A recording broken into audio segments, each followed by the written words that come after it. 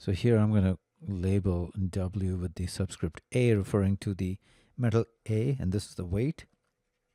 And the question really is, do I know this ratio for this alloy K? So I'll start with statement 1.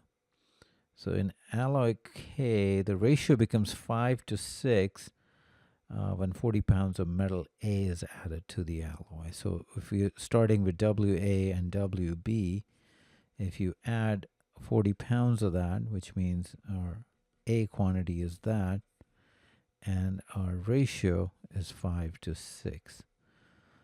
So you'll see that this will, if we cross multiply, you're not going to be able to get a ratio from this. You get this equation.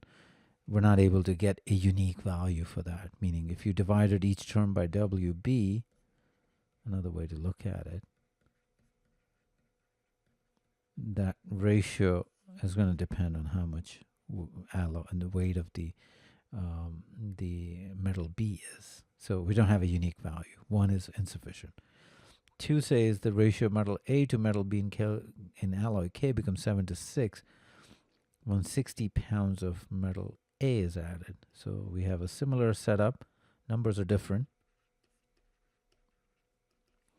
And that's 7 to 6. So again, we'll not be able to get a unique value for the ratio, as you can see.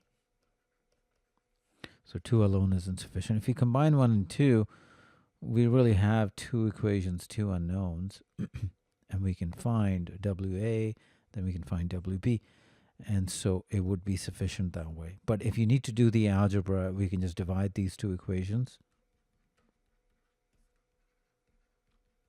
You'll notice the WB's drop out, and this becomes 5 over 7 because the 6 part is common. And then we can cross multiply, and this would really be helpful only in cases where it's a quant reasoning question and you have to do this algebra. But numbers should turn out to be nice. WA is 10, and then we can figure out WB by plugging into one of these equations. Let's say if I do that here, it'll be 50 over WB, 5/6, and that's WB will become 60, and now we can answer that question. That ratio is 1/6.